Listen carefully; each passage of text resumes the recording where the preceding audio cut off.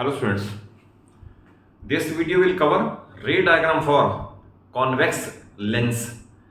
और अगर आपने इसकी प्रीवियस वीडियो वॉच ना की हो तो उसे जरूर वॉच कर लें। उसके अंदर मैंने एक्सप्लेन किए हैं रूल्स फॉर ऑब्टेनिंग रे डायग्राम्स। दैट इज रे ऑफ लाइट अगर पैरेलल आएगी तो क्या फेट होगा, फोकस से पास होगी तो क्या फेट होगा, और ऑप्टिकल सेंटर से पास होगी तो क्या फेट होगा। तो रीजन बीइंग हम फाइनल इमेज वहीं बनाएंगे जहां पर दो या दो से ज्यादा रिफ्रैक्टेड रेज या मीट कर जाएं या हमें मीट करती हुई नजर आए। तो इसके अंदर 6 रे डायग्राम्स हैं। रिमेंबर, कॉनकेव मिरर में 6 केस थे, कॉन्वेक्स लेंस में 6 केस हैं। तो देखिए केस 1, इसके अंदर केस 1 है ऑब्जेक्ट एट इंफिनिटी। तो आपको इसमें 3 ही चीजें इंपॉर्टेंट है, पोजीशन, नेचर, साइज और रे डायग्राम। बस इतना ही आपने करना है। जैसे रे डायग्राम फर्स्ट के लिए, अगर सपोज कॉन्वेक्स लेंस का केस है और object is lying at infinity, तो ऑब्वियस है रेज ऑफ लाइट इंफिनिटी से पैरेलल टू प्रिंसिपल एक्सिस आएंगी। यहां पर ये लिखा जाएगा ऑब्जेक्ट एट इंफिनिटी। और ये आपको पता है कोई भी रे ऑफ लाइट जो पैरेलल टू प्रिंसिपल एक्सिस आती है, after refraction it passes through focus. तो ये फोकस में से पास होती हुई पास हो जाएंगी इस तरह से, और फोकस पे ही इमेज बन जाएगा। तो it is diagram for point image. But कई स्कूल्स में या कई टीचर्स आपको ऐसा भी करवा देते हैं रे डायग्राम फॉर एक्सटेंडेड इमेज। तो एक्सटेंडेड इमेज के लिए आप इसको इससे भी सब्स्टिट्यूट कर सकते हैं, दोनों सेम हैं। अगर आप सपोज इस तरह से शो करें कि कोई रे ऑफ लाइट जो फोकस से पास हो, तो रूल आपको पता है अगर फोकस से पास होगी तो after refraction it will become parallel to principal axis. और another ray of light which passes through optical centre goes undeviated optical centre. तो दीज टू रेज यानी ये और ये they meet at this point. चाहे आप बाकी को क्लियर भी कर दो, तो यहां पर फोकस पे, ये फोकस है, फोकस पे ही inverted image A dash B dash बन जाएगा। तो दोनों रे डायग्राम ओके है, आइदर दिस और दैट। दोनों में डिफरेंस क्या है, यह है डायग्राम फॉर पॉइंट इमेज, यह है डायग्राम फॉर एक्सटेंडेड इमेज। अब इस केस में what is the nature of image? तो number 1, image is real and inverted. Number 2, it is at focus. आपने दोनों केस में देखा, यहां भी और यहां भी एट फोकस है। और number 3, it is highly diminished, यानी जब ऑब्जेक्ट इंफिनिटी पे होगा तो इमेज बहुत छोटा बनेगा और फोकस पे बनेगा और उसका नेचर होगा रियल एंड इन्वर्टेड। ये फर्स्ट केस है। केस 2 में when object is beyond 2f, that is, अब रे डायग्राम में आपने ऑब्जेक्ट में इधर भी फोकस और ट्वाइस फोकस और उधर भी फोकस और ट्वाइस फोकस शो करके चलने हैं। जैसे इसका अगर रे डायग्राम बनाओगे, केस 2 का बता रहा हूं, केस 2 के लिए जब रे डायग्राम बनेगा तो वो इस तरह से बनेगा। कॉन्वेक्स लेंस का केस है, तो पहले convex lens, then principal axis. अब आपने ये शो करना है फोकस, ये शो करना है ट्वाइस फोकस, ये ट्वाइस फोकस, और ऑब्जेक्ट इज बियॉन्ड 2f। तो अगर ऑब्जेक्ट बियॉन्ड 2f है तो इस केस में one ray of light going parallel to principal axis after refraction passes through focus, number 1. Another ray of light passing through optical center goes undeviated. तो आप देखते हो इस तरह से ये दो रिफ्लेक्टेड रे यहां पर मीट हो गई है, यहां पर, और जहां ये मीट की, क्योंकि ये फोकस था तो ऑब्वियस है इतनी डिस्टेंस का ट्वाइस फोकस भी होगा। तो इमेज कहां बना, f और 2f के बीच में, और a dash b dash inverted बना, जबकि ऑब्जेक्ट था ए बी। तो रिमेंबर, एरो लगाने भी जरूरी है। पहला मैंने बताया parallel passing through focus, another passing through optical centre goes undeviated. और जहां पर मीट करेंगे ये इन दोनों के बीच में लाई करेगा। तो नेचर ऑफ इमेज में आप लिखोगे number 1, image is real and inverted, real and inverted. Number 2, उसमें था एट फोकस, अब आ गया बिटवीन,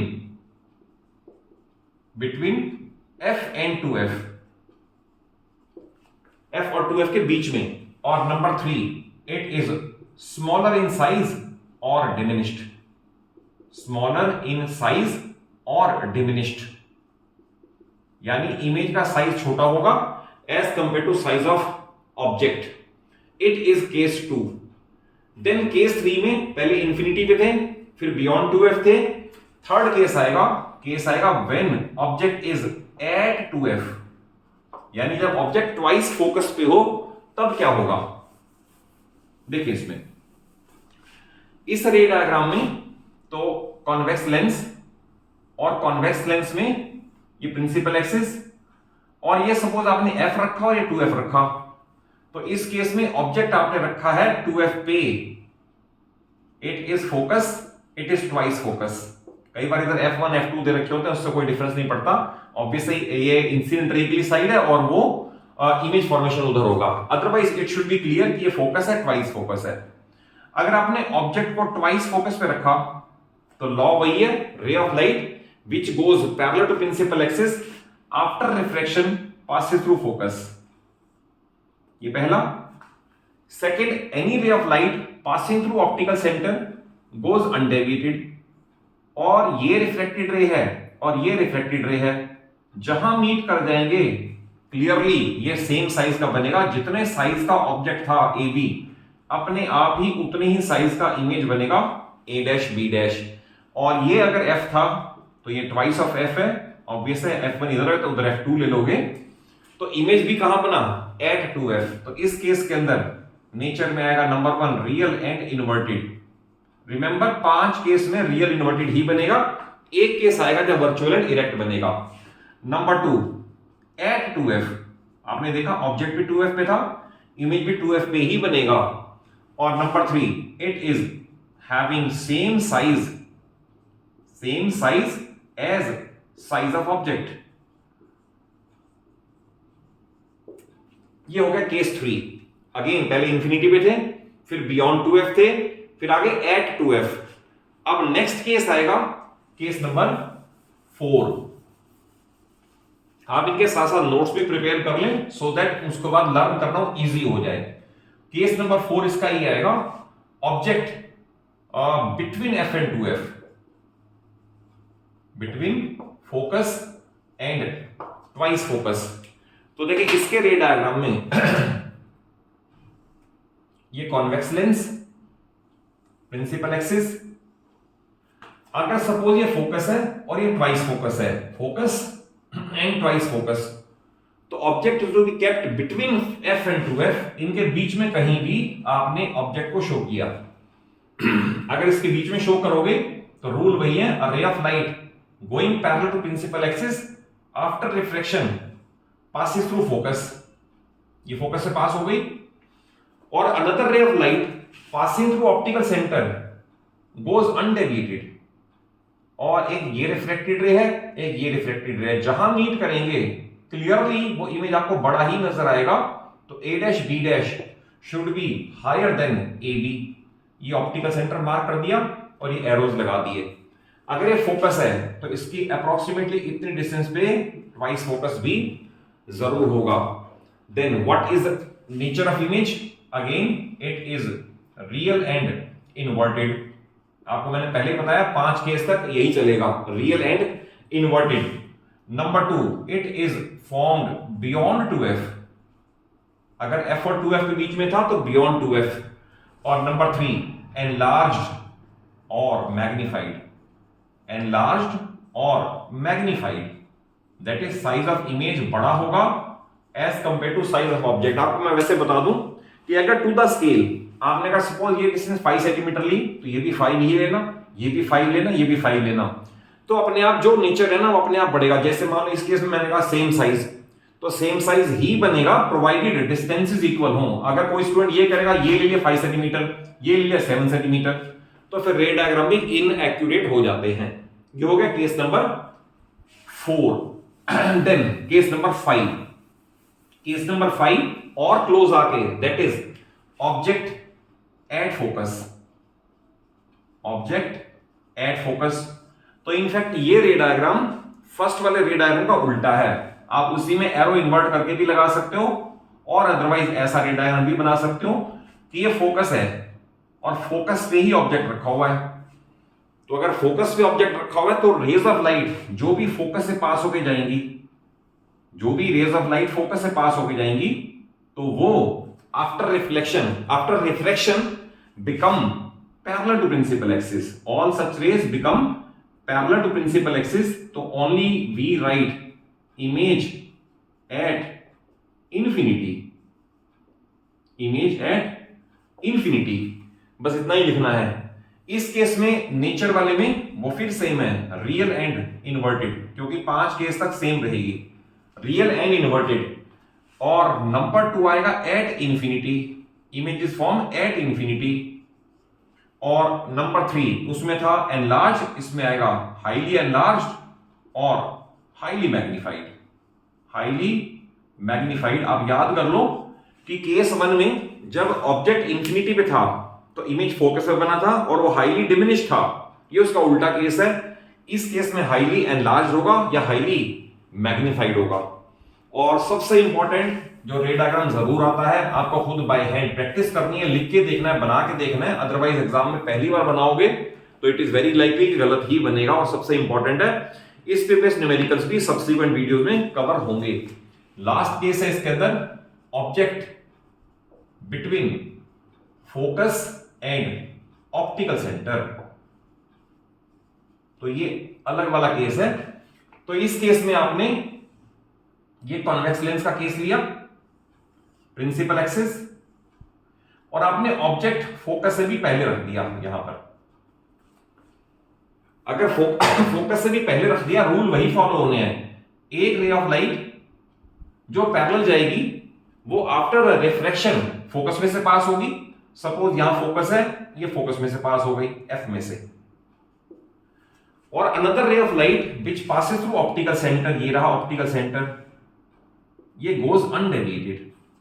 तो ये ध्यान रखना, अगर आपका रे डायग्राम टू द स्केल ठीक है तो ये रेज इधर कभी मिल ही नहीं सकती, इधर डाइवर्ज होती हुई नजर आएंगी। They are diverging on this side, it means they will have to produce backward, और पीछे की तरफ बढ़ाना पड़ेगा with the help of scale. अगर आप इस रे को आगे ले जाओगे और इस रे को आगे ले जाओगे तो हमें एक जगह ये मीट करती हुई नजर आएंगी ऐसे। तो ए डैश बी डैश इमेज बनेगा। ये मान लो फोकस था, ये भी फोकस था। तो इस केस में image number 1 virtual and erect. Virtual and erect. Erect mean सीधा, वर्चुअल मीन जो स्क्रीन पे कास्ट ना किया जा सके, क्योंकि मैंने आपको रियल और वर्चुअल में डिफरेंस भी एक वीडियो में दे रखा है।